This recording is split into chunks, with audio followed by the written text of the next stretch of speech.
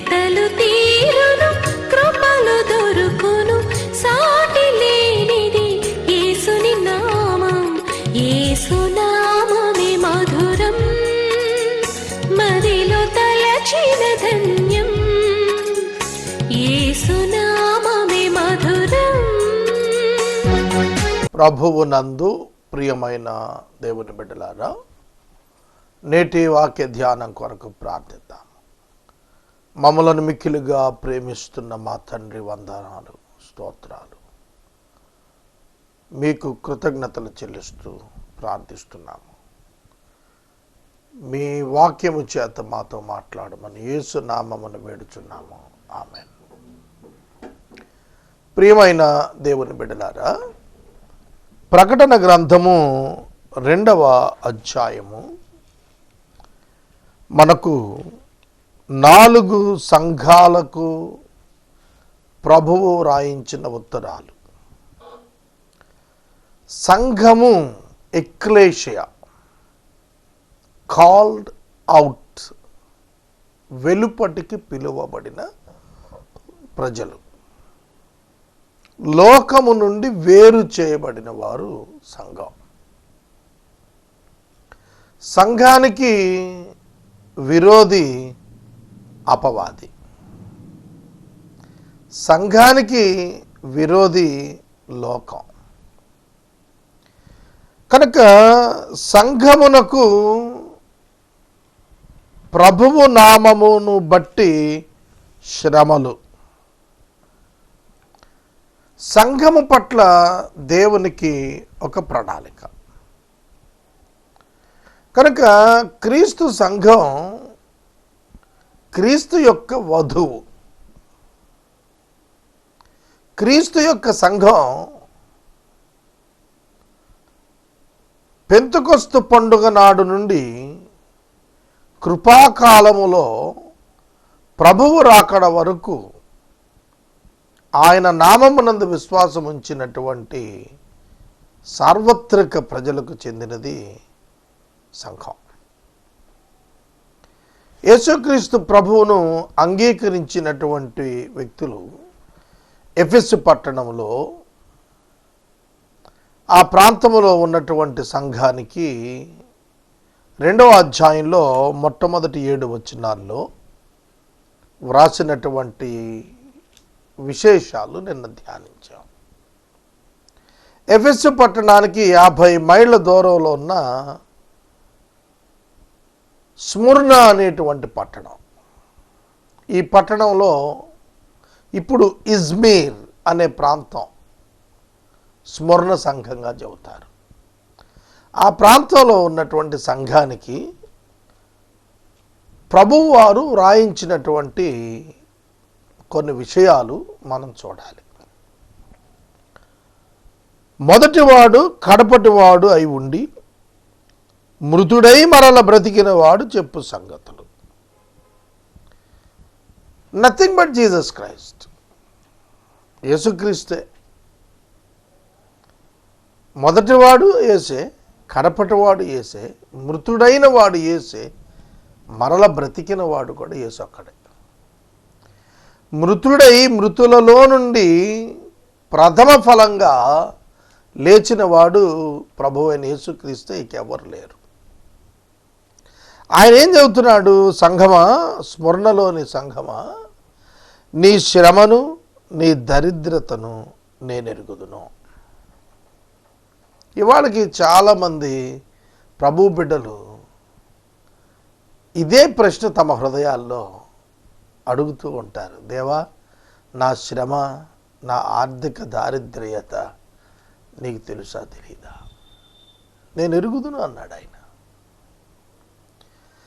భౌతికపరమైనటువంటి దారిద్ర్యత ఎన్నటికీ ఆధ్యాత్మిక జీవితంలో కొలమానం కాదు. కానీ వాస్తవ భౌతిక జీవితంలో దారిద్ర్యత వైఫల్యం. చాలా పెద్ద పెద్దవాళ్ళు ఈ మాట వాడారు. పుట్టడం, పేదవాడిగా పుట్టడం నీ తప్పు కాదు, కానీ పేదవాడిగా నువ్వు చనిపోతాం తప్పు అంటాడు వారన్ బఫెట్. అలాగే యాపిల్ అతను స్టీవెన్ కూడా, జోబ్ స్టీవెన్ కూడా అట్లాగా అంటాడు. కనుక పేదవాడిగా ఉండటం మన తప్పు అంటారు ఈ లోకంలో ధనవంతులు చాలామంది. కానీ నీ దరిద్రతను నేను ఎరుగుతుంది. It's not disqualification. అది దేవుని ఎదుట దారిద్ర్యత ఏ విధంగానూ ఆధ్యాత్మిక జీవితాన్ని ఆయన దృష్టిలో ఎఫెక్ట్ చేయదు. నీ శ్రమ నాకు తెలుసు, నీ దరిద్రత కూడా నాకు తెలుసు. అయినా నువ్వు ధనవంతుడివే, భౌతికంగా దరిద్రుడివి కావచ్చును, కానీ నువ్వు ధనవంతుడివి నా దృష్టిలో. ఎందుకంటే తాము యూదులమని చెప్పుకొనొచ్చు, యూదులు కాక సాతాను సమాజపు వారి వలన నీకు కలుగు దూషణ నేను ఎరుగుదును. నీవు పొందబోవు శ్రమలకు భయపడకము. ఇది దేవుని అభయహస్తం కాదా? నీవు పొందబోవు శ్రమలకు, పొందిన శ్రమ తెలుసు, పొందబోవు శ్రమ కూడా ఆయనకు తెలుసు. కానీ మనమే తెలుసుకోవాలి, మనం భయపడనక్కర్లేదని. నీకు 10 దినముల శ్రమ కలుగుతుంది అన్నాడు. అంటే టెంపరరీ పెర్సిక్యూషన్. 10 దినములు అనేది ఇట్స్ ఎ షార్ట్ పీరియడ్. కనుక మీరు శోధించబడేటట్లు అపవాది మీలో కొందరిని చెరలో వేయించుతాడు. యేసుప్రభువుని నమ్ముకుంటే ఆశీర్వాదాలను విన్నాం, కానీ ఇదేమిటండి చెరలో వేయించటం ఏమిటి, శ్రమలు రావటం ఏమిటి, దారిద్ర్యతలో ఉండటం ఏమిటి? ఇలా అయితే ఈ దేవుడు ఎవరికి కావాలి, మాకు అక్కర్లేదంటారు. వాస్తవంగా పాప క్షమాపణ కొరకు యేసును వెంబడించిన వారు తప్ప ఆరోగ్యం కొరకు, ఆశీర్వాదం కొరకు యేసును వెంబడించినటువంటి వారి యొక్క మనసులలో ఇట్లాంటి ఆలోచనలే ఉంటాయి. ఆ ప్రభువుని నమ్ముకుంటే ఇట్లాంటి పరిస్థితులు ఏంటండి? ప్రభువే అంటున్నాడు, నాకు తెలుసు నీ పరిస్థితులు. నువ్వు దరిద్రతలో ఉన్నావు, కానీ నువ్వు ధనవంతుడివి నా దృష్టిలో. సాతాను సమాజం వారి వల్ల నీకు దూషణ కలుగుతుంది, అది కూడా నాకు తెలుసు. నువ్వు ధైర్యం తెచ్చుకోవాలి, నువ్వు నమ్మకంగా ఉండటం నేర్చుకోవాలి. నువ్వు నమ్మకంగా ఉండు చాలు, నీ కొరకు జీవ కిరీటం ఎదురు చూస్తుంది. ఎంత గొప్ప ఆదరణ! ఈ లోకంలో మనకు చాలా శ్రమలు ఉంటాయి. క్రైస్తవులు వాక్యం ప్రకారం నడిచినప్పుడు ఈ లోకంలో ఫ్లరిష్ అవ్వలేకపోవచ్చు. ఈ మాట చాలామంది బోధకుల మాటకు భిన్నంగా ఉంది కదూ. నా మాట కాదు, బైబిల్ మాటే. యేసును నమ్మిన వాడు భౌతికంగా ఫ్లరిష్ అవుతాడు అనే ఒక టీచింగ్ ఇవాళ సమాజంలో ప్రాచుర్యంలో ఉండి మన్నన పొందింది. మరి అలాంటి వాళ్ళు ఈ వాక్యం ఏం చెప్పగలుగుతారు? చెప్పలేరు. చూడండి, యేసుక్రీస్తు ప్రభువును అంగీకరించిన కారణం చేత మీరు చెరలో వేయబోతున్నాడు మిమ్మల్ని. యేసు కొరకు చెర, యేసు కొరకు శ్రమ, యేసు నిమిత్తమైన పేదరికం, యేసు కొరకు నమ్మకంగా బతకటం, ఇహలోకంలో ఏ విధమైన బెనిఫిట్ లేకుండా కేవలం ఇటర్నల్ ఫోకస్తో బ్రతకటం స్మరణ సంఘంలోని గొప్పతనం. ఇవాళ మన దగ్గర ఉన్నదా అటువంటి స్థితి? నా ఆరోగ్యం, నా పోషణ, నా జీవితం, నా కుటుంబం, ఇవన్నీ ఎట్లా? వీటిని ఎవరు చూస్తారు? ఇది భౌతిక ఆలోచన. వీటన్నింటిలో కూడా దేవుడు సర్వశక్తి గలవాడై ఉండి కూడా, మృతుల్లో నుండి లేచిన వాడై ఉండి కూడా, ఆయన ఈ లోకంలో మనకు ఈ పరిస్థితులు అలౌ చేస్తుంటే, how can I trust him? How can I follow him? నేను ఎలా నమ్మాలి ఆయన్ని? నేను ఎలా వెంబడించాలి, ఆ అట్టి ఆలోచన కూడా లేకుండా నమ్మకంగా నన్ను వెంబడించన్నాడు. సంఘం దీవెనల కొరకు వెంబడించటం కాదు, జీవ కిరీటం కొరకు వెంబడించడం నేర్చుకోవాలి. అంతేకాదు సంఘంతో ఆత్మ చెబుతున్న మాట ఏమిటంటే, రెండవ మరణము వలన వారికి ఏ హాని ఉండదంటున్నాడు. రెండవ మరణము అగ్నిగుండం. రెండవ మరణము అగ్నిగుండం. అగ్నిగుండము వలన హాని ఉండదు. They will escape from the hell fire. సహోదరుడా, సహోదరి, దీన్ని మించిన దీవెనే ఉంది. ఎంతోమంది ఉన్నతమైనటువంటి గొప్ప గొప్ప వ్యక్తులను గురించి సమాజంలో చూస్తున్నాము. వారు వాడుతున్న కార్లు, వాళ్ళు వాడుతున్న బంగళాలు, వాళ్ళు నిర్మించుకున్న తోటలు, అవన్నీ కూడా సోషల్ మీడియాలో వచ్చేస్తున్నాయి. అసలు యేసుక్రీస్తును గుర్చిన చింతన కానీ, పాపక్షమాపణను గుర్చిన కించిత్ ఆలోచన కానీ వారికి ఎక్కడ కనపడటం లేదు. ఒకప్పుడు గంజికి లేని వారే కొన్ని సంవత్సరాలలో వారికి ఉన్నటువంటి అవకాశాలను బట్టి, తలాంతులను బట్టి మల్టీమిలియనర్స్ అయిపోయిన వారు ఉన్నారు. అట్టి వారి జీవితాల్లో పాపక్షమాపణ గురించిన కించిత ఆలోచన, చిన్న ఆలోచన కూడా లేకపోవటం ఇవాళ మనం చూస్తున్నాము. There are multiple of people, కోట్ల కొలది ప్రజలు రక్షణను గుర్చిన చింతన లేని వారుగా బ్రతుకుతున్నారు. దేవుడు కేవలం 70 సంవత్సరాల ఈ జీవితం కొరకే, దేవుడు ఈ 70 సంవత్సరాల జీవితం కొరకే, ఇక్కడున్న సంబంధాల బాంధవ్యాల కొరకే, అంతే రచన అంతవరకే అనుకునేటువంటి దౌర్భాగ్యంలో ఈ లోకంలో అత్యధిక శాతం ఉన్నారు. అందుకని వారు ఆధ్యాత్మికంగా అంధులుగా ఉన్నారు. యుగ సంబంధమైన దేవత ప్రజల మనోనేత్రాలకు గుడ్డితనం కలిగించాడు. They are not able to see the glory of God. దేవుని మహిమను, రక్షణను చూడలేరు. అది రెండవ సంఘానికి నమ్మకంగా ఉండు, నీ కొరకు జీవ కిరీటం ఉంది. పౌలు, నేను మంచి పోరాటం పోరాడాను, నా పరుగు తుదముట్టించాను, నా కొరకు నీతి కిరీటం ఉంది అని అన్నాడు. జీవ కిరీటము, నీతి కిరీటము మంచి పోరాటముతో సాధ్యము. శ్రమలలో నుండి వచ్చినటువంటి గొప్ప అనుభవం కనుక సిల్వర్ స్పూన్ అనుభవం కాదు. దేవుని పిల్లలు బెస్ట్ ఎగ్జాంపుల్ ధనవంతుడు లాజరు వృత్తాంతములో. లాజరు అను ఒక దరిద్రుడు ఉండెను. లాజరును ఒక దరిద్రుడు ఉండెను. యేసును నమ్ముకుంటే దరిద్రం ఏమిటి? హబక్కుకు అంటాడు, ఏవి లేకపోయినా నేను ఆనందిస్తాను. కారణం రక్షణ, రక్షణకర్త. కనుక ఇక్కడ లోకంలో దరిద్రుడే, కానీ ప్రభువులో ధనవంతుడు. ప్రభువులో ధనవంతుడు.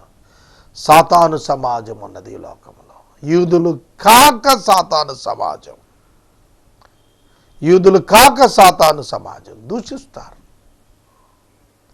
యేసుక్రీస్తు ప్రభువును దూషిస్తారు, నమ్మిన వారిని దూషిస్తారు. ఇది సాతాను సమాజం. ఈ దూషకుల సమాజం ఉన్నదే, అది సాతాను యొక్క సొంత బ్యాండ్, దాని యొక్క చేతిలో మనుషుల వాళ్ళు. మీరు ఇంటర్నెట్ ఓపెన్ చేసి చూడండి, యేసుక్రీస్తును, ఆయన బిడ్డలను ఎంత దుర్భాషలాడుతున్నారు, ఎంత దుర్భాషలాడుతున్నారు. ఈ మధ్యకాలంలో విపరీతమైన దూషణ మనం చూస్తున్నాము. యేసు ప్రభువును దూషించటమే కాదు, ఆయన తల్లిని దూషించటమే కాదు, ఆయన శిష్యులను దూషించటమే కాదు, ఆయనను నమ్మిన బిడ్డలను కూడా దూషిస్తున్నారు. ఎందుకంటే ఈ లోకంలో అండలేని వారు అనుకుంటారు వాళ్ళు. ప్రభు కృపాకాలంలో అట్టివారు రక్షణార్థం కృపనిస్తున్నాడు. అది వారు అర్థం చేసుకోక మా గొప్పతనం అనుకుంటూ ఇంకా అధిక దోషంలోకి వెళ్ళిపోతున్నారు. ఒక దినాన వారు తమ జీవితానికి వచ్చి లెక్క చెప్పినప్పుడు అగ్నిగుండంలో పడతారు. తర్వాత 12వ వచనం నుండి పెర్గెములో ఉన్నటువంటి సంఘపు దూతకి ఎలా వ్రాయమన్నాడు.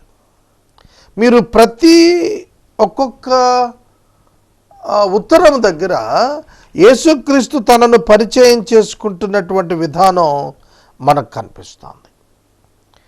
ఈ స్మరణ సంఘం దగ్గర మొదటివాడు కడపటివాడుగా మృతుడై లేచిన వాడుగా చెప్పుకుంటే, పెర్గెము దగ్గర నోటి నుండి 2 అంచులు కలిగిన ఖడ్గం, వాడి అయిన ఖడ్గం కలిగిన వాడు. వాక్యమే హెబ్రీ 4:12లో 2 అంచు గల వాడి అయిన ఖడ్గము కంటే మరి అధికమైనటువంటి వాడి కలిగినటువంటిది. మచేరియా అంటారు ఆ ఖడ్గాన్ని. అంటే తల వెంట్రుకను 2గా చీల్చగలిగే స్థాయి కలిగినటువంటిది.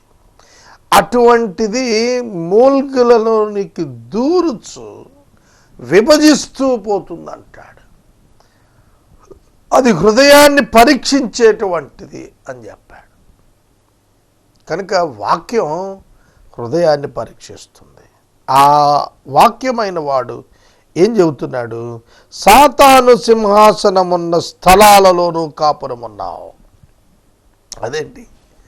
సాతాను యొక్క సింహాసనమున్న స్థలాలు ఏమిటి అంటే ఏమిటి? అక్కడ ఉన్న సెపరేట్గా దానికోసం అపవాది కోసం సింహాసనాలు ఉన్నాయంటే, సింహాసనం అనేది అధికారం. ఆరాధన అందుకుంటున్నాడు అపవాది. అది సాతాను ఆరాధన అందుకుంటున్న స్థలాలలో నువ్వు కాపురమున్నావు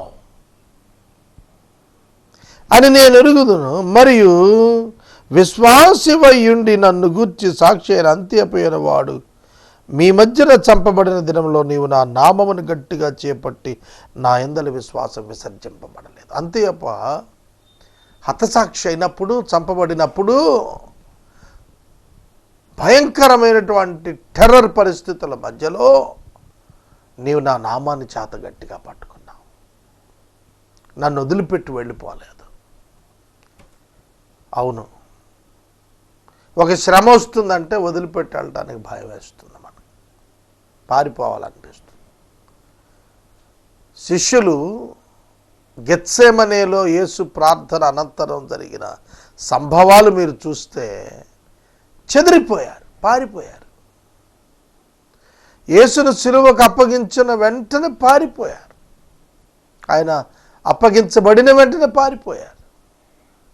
ఫిజికల్ టార్చర్కి ఎవరు భరిస్తారు చెప్పండి? ఒక పక్కన హతసాక్షి అవుతున్నాడు ఒక దైవజనుడు అంత్యప్ప. మరి అటువంటిప్పుడు ఎవరుంటారు? అటువంటిప్పుడు ఎవరు వెంబడిస్తారు? కానీ ఈ పెర్గెము సంఘం వారు ఆ ప్రభువు నామాన్ని గట్టిగా పట్టుకున్నారు, విసర్జింపలేదు. అయినా కొన్ని తప్పిదాలు కూడా ఉన్నాయి వీళ్ళల్లో. నికోలాయితులు బిలాము యొక్క మార్గము వెంబడించేటువంటి వారు అని ఇద్దరిని గురించి మాట్లాడాడు. ఈ నికోలాయితులు అనేటువంటి వారు అపోస్తల కార్యముల గ్రంథం 6వ అధ్యాయంలో 7 సంఘ పెద్దలను ప్రభు ఏర్పరచమని చెప్పినప్పుడు వారిలో ఒకడు అంతియొకయ వాడైనటువంటి నికోనోరు అని, నికోలస్ అని అంటారు ఆయన్ని. అతడు పర్వట్ అయ్యాడు తర్వాత కాలంలో. ఎట్లా పర్వట్ అయ్యాడు అని అంటే కొన్ని లక్షణాలు ఉన్నవి. అంటే విగ్రహానికి అర్పించినటువంటి బలి, రక్తము చిందించకుండా అర్పించినటువంటి జంతువుల యొక్క మాంసము తినుట విషయంలో అపోస్తలులకు ఒక అగ్రిమెంట్ వచ్చింది.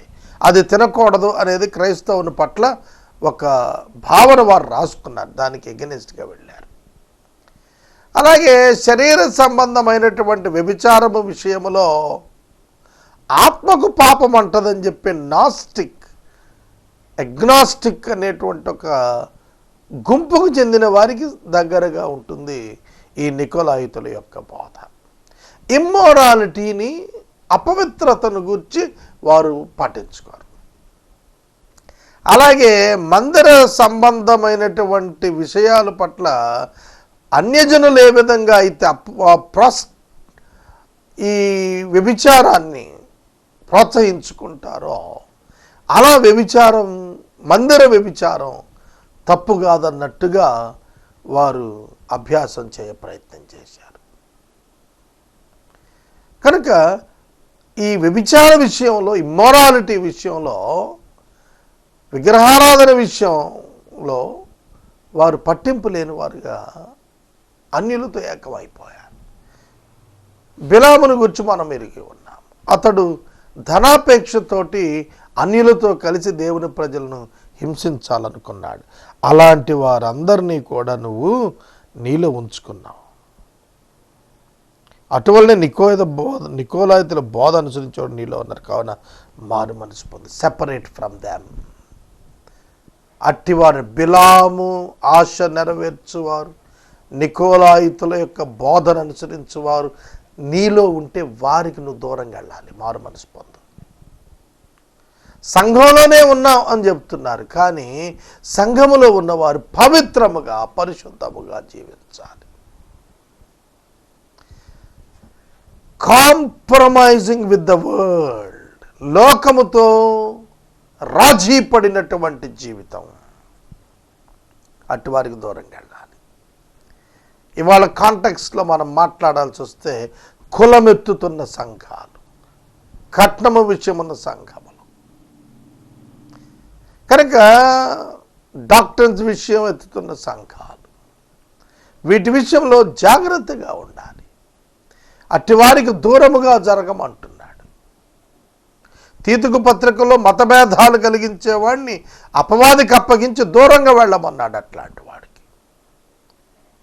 కనుక సంఘములో ఎక్కడ కాంప్రమైజింగ్ నేచర్ ఉందో ఆ విషయాల్లో ఖండించి వారికి దూరంగా వెళ్ళు, మారు మనసు పొందో.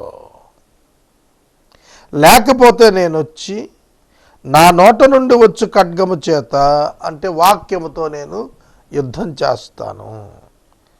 నువ్వు జయించువాడుగా ఉంటే మన్నాను భుజింపనిస్తాను, మరియు నీకు ఒక తెల్లరాతినిస్తాను, దాని మీద క్రొత్త పేరుంటుంది, అది పొందినవాడికి తప్ప ఎవ్వరికి తెలియదు. It is honour and blessing, great honour and blessing. అందరికీ దొరకదు అది. ఎవరైతే మారు మనసు పొందుతారో, ఎవరైతే జయం జీవితం పొందుతారో, ఎవరైతే నికోలాయితుల బోధను తిరస్కరించి విసర్జించి క్రీస్తులో కొనసాగుతారో వారికి తెల్లరాతనిస్తారంటున్నాడు. ఎఫెసు సంఘంలో జీవ కిరీటం ఇస్తా అన్నాడు. ఎఫెసు సంఘంలో జీవవృక్ష ఫలం ఇస్తానన్నాడు. స్మరణ సంఘంలో రెండవ మరణం నుండి హాని లేకుండా చేసి జీవ కిరీటం ఇస్తా అన్నాడు. మూడవ సంఘంలోకి వచ్చేటప్పటికి తెల్లరాతనిస్తాను, దాని మీద క్రొత్త పేరు ఉంటుంది, ఆ పేరు పొందిన వాడికి తెలుస్తుంది, ఎవరికి తెలియదు అన్నాడు. ఇట్స్ అ టైటిల్ లైక్, కనుక అది పొందిన వానికే తెలుస్తుంది, మరొకరికి అర్థం కాదు. అది ఒక ఆధిక్యత. పరలోక రాజ్యంలో వెళ్ళినప్పుడు ఒక స్పెషల్ రికగ్నిషన్ దేవుడు ఈ మార్పు నొందిన ప్రజల కొరకు సిద్ధం చేస్తున్నాడు. ఇక 18వ వచనం నుండి మనం చూస్తే కొంచెం పెద్దదైనటువంటి వ్యాఖ్యానం కలిగిన సంఘం తుయతైరా సంఘము. అగ్నిజ్వాల వంటి కన్నులు, అపరంజిని పోలిన పాదములు కలిగిన దేవుని కుమారుడు. ఓపెన్ అప్ అయిపోయాడు ఇక్కడ. యేసుక్రీస్తు దేవుని కుమారుడు. అపరంజి వంటి పాదములు, ఒక బైబిల్ ట్రాన్స్లేషన్లో బ్రాంచ్, ఇంకొక దానిలో బ్రాస్, కంచనొక దానిలో, ఇతర దానిలో వ్రాశాడు. మెరుస్తున్నవి అనేటువంటిది అక్కడ ప్రధానంగా చెప్పాడు. అగ్నిజ్వాలల వంటి కన్నులు. కన్నులు అగ్నిజ్వాలలు ఎందుకు కావాలి? ఎందుకంటే హీఈస్ ద జడ్జ్. ఆయనే లోకానికి ఉగ్రతను పంపబోతున్నటువంటి వాడు. ఆయనే దేవుని యొద్ద ఉన్నటువంటి ఆ గ్రంథానికి ఉన్న ముద్రలు విప్పబోతున్నటువంటి అధికారం పొందినవాడు. అందుకని ఆయన కన్నులు అగ్నిగోళాల్లానే ఉన్నాయి. ఆయన దేవుని కుమారుడు. ఆయన చెప్పే సంగతులు ఏంటంటే, చూడండి ఇక్కడ కొన్ని మాటలు ఆయనకు తెలిసినవి ఆ సంఘం గురించి అంటున్నాడు. నీ క్రియలు 2 ప్రేమ, 3 విశ్వాసం, 4 పరిచర్య, 5 సహనము నేను ఎరుగుదును. దేవుడు ఏం చేస్తున్నాడు? క్రియలు చూస్తున్నాడు, నీ ప్రేమను చూస్తున్నాడు, నీ విశ్వాసాన్ని చూస్తున్నాడు, నీ పరిచర్యను చూస్తున్నాడు, నీ సహనాన్ని చూస్తున్నాడు. ఇవి ఈజీగా మనం లెక్కెట్టుకోవచ్చు, మనలో ఉన్నాయో లేదో. క్రియలున్నవా? స్తబ్దుగా ఉంటున్నాం మనం, క్రియలు లేవు. క్రియలు విడిగా చెప్పాడు, పరిచర్య వేరేగా చెప్పాడు. పరిచర్య అంటే క్రియలు కాదు. పరిచర్య అంటే మినిస్ట్రీ టు ద పీపుల్, సేవ, ప్రజలకు సేవ చేయటం. అయినా నీ మీద తప్పు ఉంది ఏంటంటే, యెజబేల్ అని ఒక స్త్రీ ప్రవక్తని చెప్పుకుంటుంది.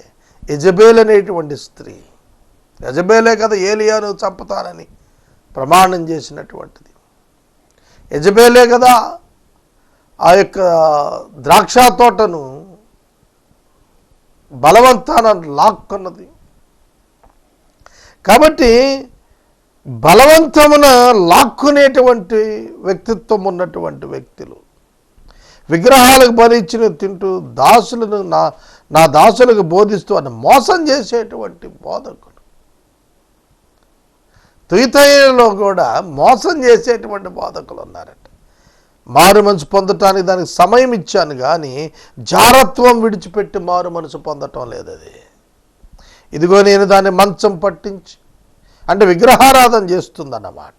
క్రియల విషయం మారు మనసు పొందితే కానీ వారిని, లేకపోతే చాలా శ్రమల పాలు చేసేస్తా అన్నట్టు. సంఘాన్ని దేవుడు శ్రమల పాలు చేయటం ఏంటి? సంఘములో ఉండి దేవునికి వ్యతిరేకంగా ఉన్నవారు శ్రమల పాలవుతున్నారు. దాని పిల్లలు నిశ్చయంగా చేస్తారు. అందువల్ల అంతరింద్రియములను హృదయమును పరీక్షించువాడను నేనే అని అన్ని సంఘాలు తెలుసుకుంటాయి. యేసుక్రీస్తు ప్రభువు న్యాయము చొప్పున తీర్పు తీర్చువాడనియు హృదయాంతరంగములను పరీక్షించి తెలుసుకునేవాడని అన్ని సంఘాలు తెలుసుకుంటాయి. మీలో ప్రతి వానికి క్రియ చొప్పున ఫలితం ఇస్తాను. అయితే తుయతైరలో కడమవారైన మీతో అనగా ఈ బోధను అంగీకరింపక సాతాను యొక్క గూఢమైన సంగతులు ఎరుగమని చెప్పుకున్న వారందరితో నేను చెప్పున్నదేమనగా, మీ పైన మరి ఏ భారము పెట్టను. నేను వచ్చే వరకు మీకు కలిగి ఉన్న దానిని జాగ్రత్తగా పట్టుకోండి. నా తండ్రి వలన అధికారము పొందినట్లు జయిస్తూ అంతము వరకు నా క్రియలు జాగ్రత్తగా చేసేవానికి జనుల మీద అధికారం ఇస్తాను. అతడు ఇనుపదండముతో వారిని ఏలుతాడు. కుమ్మరవాని పాత్రను వలె పగలగొట్టబడతారు. అతనికి వేకు చుక్కనిస్తాను. సంఘముతో ఆత్మ చెప్పుచున్న మాట చెవిగలవాడు వినుగాక. రేపటి దినం మరలా తుయితైర పట్టణంలో ఉన్న సంఘం గురించి కొన్ని మాటలు విందాం. ప్రార్థన. మమ్మల్ని మిక్కిలిగా ప్రేమిస్తున్న తండ్రి వందనాలు.